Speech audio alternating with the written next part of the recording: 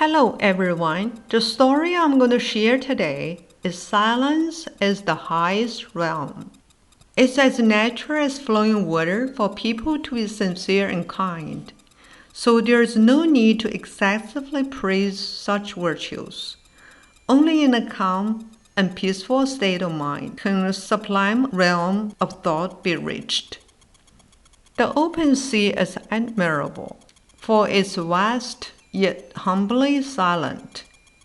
If a person wants to reach a state of magnanimity comparable to that of the sea, he must be willing to tolerate and endure humiliation. As we all know, because the sea is at lowest reaches, all waterways flow forward it. It serves as a home for them. That is how the sea has earned the name King of Hundreds of Valleys. Like Doyle's principles, the sea is humble, profound, and low-key. Perhaps the sea itself serves as a hint from the gods. The water is deep and quiet, but filled to the brim with immeasurable compassion. Traditional Chinese culture believes that wisdom and the sea are closely interconnected. A sage cultivator once said, "The words are not important in conversations. What is more important are one's eye expressions and body movements. Those who do not understand you simply won't be able to, no matter how much you say. Meanwhile, you don't have to say a word to those who already understand you.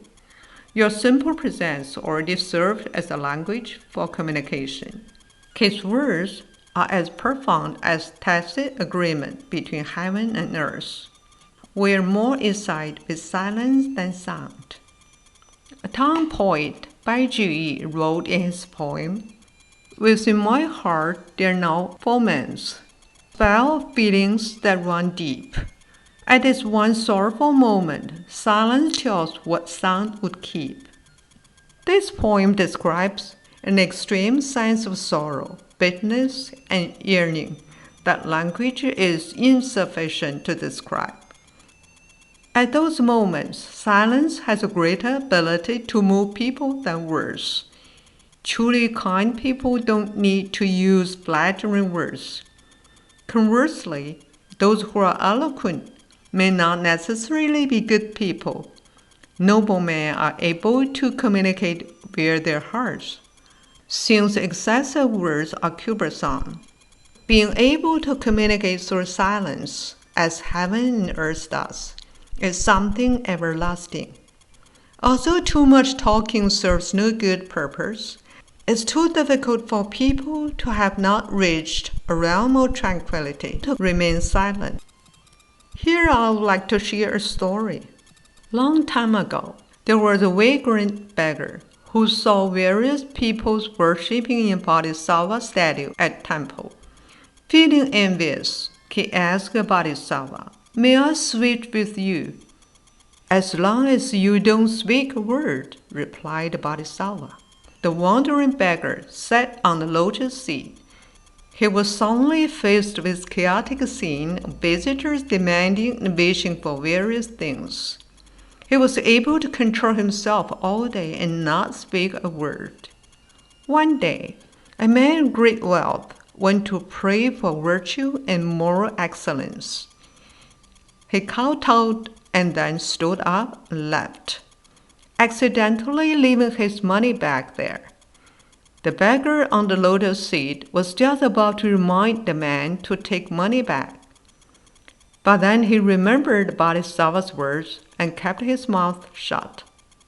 Shortly after that, the rich man left. A poor man came to pray for money to pay for his sick mother's medical bills. When he stood up after kowtowing, he found the money bag on the ground. With excitement and gratitude, he praised the power of Bodhisattva, then took the money bag and left. The beggar on the lotus seat wanted to exclaim that it wasn't power of Bodhisattva that gave him the money. Someone simply lost his money back there. The beggar remembered the Bodhisattva's words again and said nothing. Soon after, there came a fisherman who prayed for his safety and to be spared from rough sea waves. As he was just about to leave after paying his respects, the rich man came back and rushed toward him. He seized him and accused him for stealing his money. The fisherman felt insulted and two began to fight. The beggar on the lotus seat couldn't tolerate anymore and shouted, "Stop!" The beggar told them the entire story, and the dispute was resolved. Later, the Bodhisattva told the beggar, "You should live and continue to wonder. You think you acted fairly by speaking out. However, the poor man did not receive money to help his mother. The rich man did not get a chance to gain more virtue. The fisherman was just in time to catch his ship, which was battered in a storm and sank. Had you not said anything, the poor man would have been saved. The rich would have gained virtue through losing a bit money to help others, and the fisherman would have been caught up in an argument, unable to catch his ship, thereby avoiding danger and is still alive." The beggar silently left the temple after hearing this. This story tells us that although people have reasons for speaking out, they are not able to see the real cause behind how things play out. Human beings will never be able to see the real cause of the event, and that is why they shout, blame, and curse. In fact, if people follow the course of nature, they will meet a more desirable outcome. Like the Chinese saying goes, it might be a blessing for a man who loses his horse. When you view the world with detachment, you will find that silence reveals more than words. Thank you very much for listening to the story. More touching stories will be ready for you if you just subscribe it.